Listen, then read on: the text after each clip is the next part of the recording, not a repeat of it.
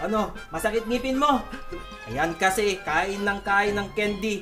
Kaya nabulok lahat yung ngipin mo. Alam mo, ang dapat natin gawin dyan, itali natin ngipin mo sa pinto, tapos isara natin. Hindi na masakit, Kuya. Okay na.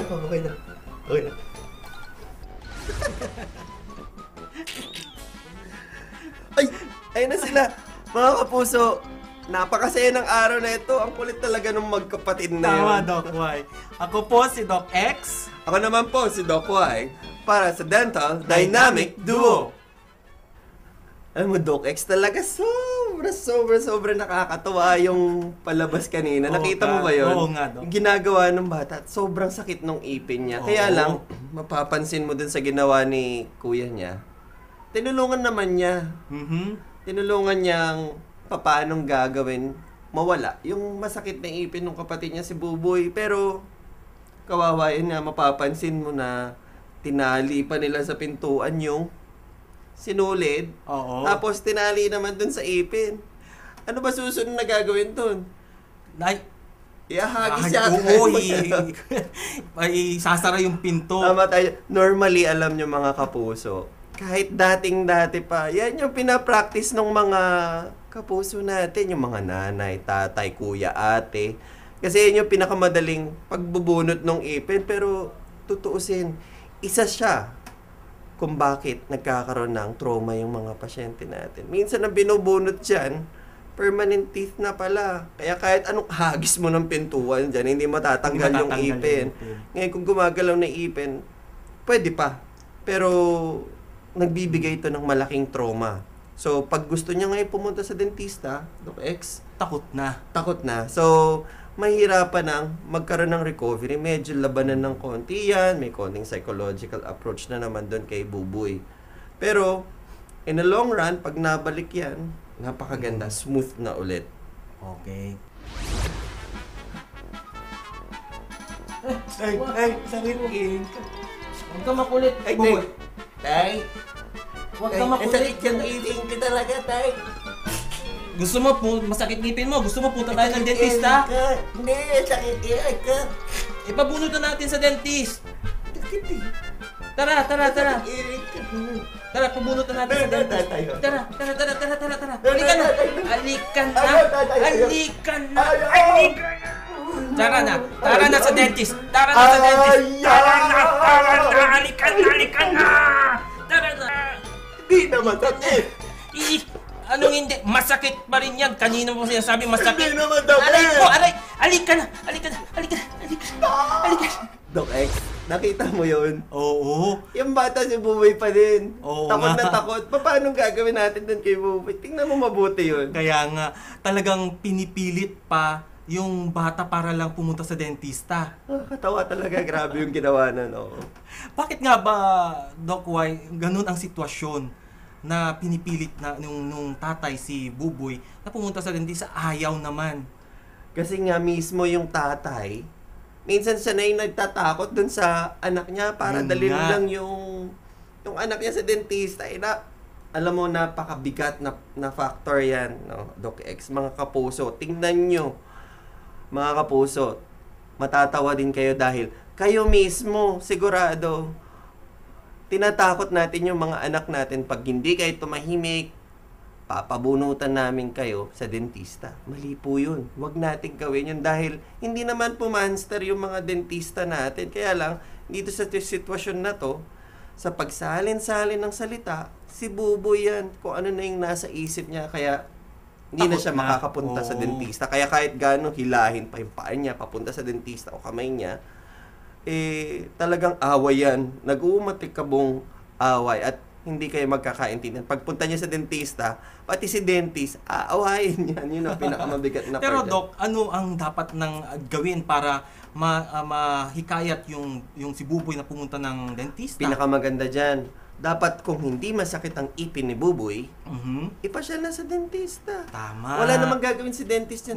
Check up lang. Pag na-check up yan ng dentista, mga kapuso, sigurado tayo, siya mismo uupo. Wala pang masakit, nagagamot na kagad ni dentist.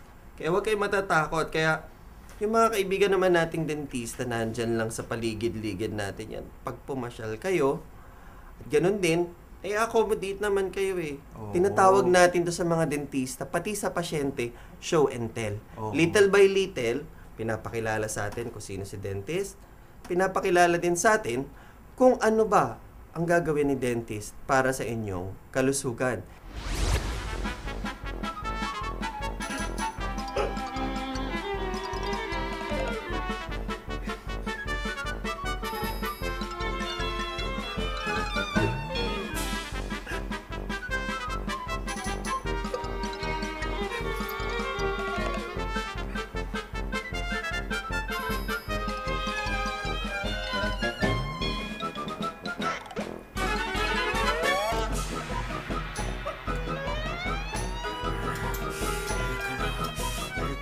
Dito masakit.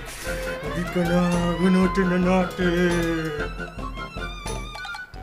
Oh, Doc Y, nakita mo kung anong nangyari kay Buboy? Oo nga. Oo, kung ano-ano yung naiisip. Kung ano mga takot, tingin niya sa mga dentista, Oo. at kung ano-ano pa. Yan yata yung tinatawag nating the fear of unknown. Oo, tama. Natatakot tayo, hindi naman natin alam kung anong pinanggagalingan. Pero, minsan nauuna talaga yung kabay. Pero hindi natin alam, Mhm. wala naman palang masakit.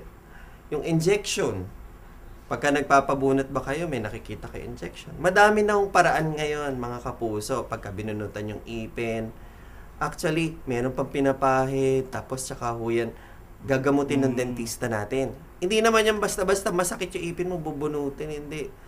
Ganun po yan. Kaya, unti-unti, hindi lang po ipin ang ginagamot sa atin ng dentista. Magmula sa ipin natin, sa puso natin, pati yung mentalidad natin para maging maganda ang tunguhan ng dalawa. Nabubuo yung confidence tsaka yung trust ng bawat isa. Di ba, no? Kaya Doc White, Oh. kung dapat yung mga mami or si daddy pupunta sa mga dentista, dapat isama ang mga anak para masanay sila sa setup or sa loob ng dental clinic. Tama, mga kapuso. Dahil sa maliit na paraan na gagawin ninyo sa mga anak ninyo, unti-unti, magkakaroon na magandang binding. Yung dentista, pasyente, magulang. At saka iwasan na natin yung tinatakot natin. Katulad nitong si Buboy. Nakatanga lang siya sa isang lugar, pero mapapansin nyo, ayan, pumapasok na tinatakot siya neto, i-injectionan siya neto, Oo. bubunutan siya neto, at mabigat sa lahat yung bit-bit niya na lahat yung takot. Kaya kahit sa medical doctor siya pumunta sa dentista, ano nangyayari? Kayo mismo masakit ang ulo niyo kasi kayo ang nagbibigay ng takot para mabuo dun sa puso at isipan ng bata, mga kapuso. No, Doc X? Tama, Doc White.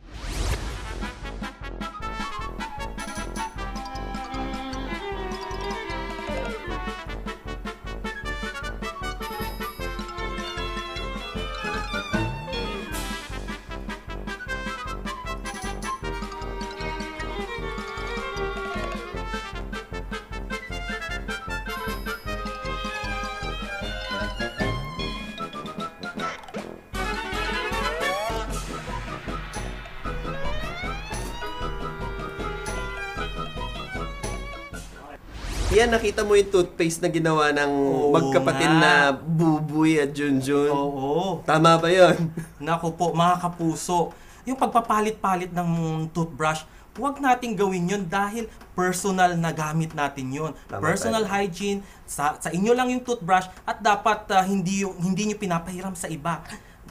Hindi maganda po yun. Apo. Ano bang nangyayari dyan, mga kapuso? No? Pagka nagpalit-palit tayo ng toothpaste pwede. Oo. Pero yung toothbrush, syempre, yung bacteria dun sa kabilang pasyente or kabilang sa kapatid niya, kahit kapatid mo man yan, iba yung bit-bit na bacteria niyan, papasok naman dun sa iyo. So, ganun din dun sa mga magpa-partner. So, since pinag-usapan natin ng health, wag na tayo magtipid sa health. Mura lang ang toothbrush. Meron sa sari-sari store niyan o kaya naman konting ipon kasi pagdating sa health, dapat dun tayo gumastos ng gusto dahil yan na magsusurvive sa atin at magpapaprolong ng life natin. Tama ba yan, Doc X? Oo naman, Doc Y. O mga kapuso, tandahan nyo lahat yung mga sinabi namin ni Doc Y. Kaya ako po si Doc X, X na sa lahat ng problema ng inyong mga ngipin. At check na naman po tayo. Marami tayong napangiti dahil dito sa episode ni Buboy at Junjun. Kaya mga kapuso, parating yung panoodin. Ito ang Doc Smiley!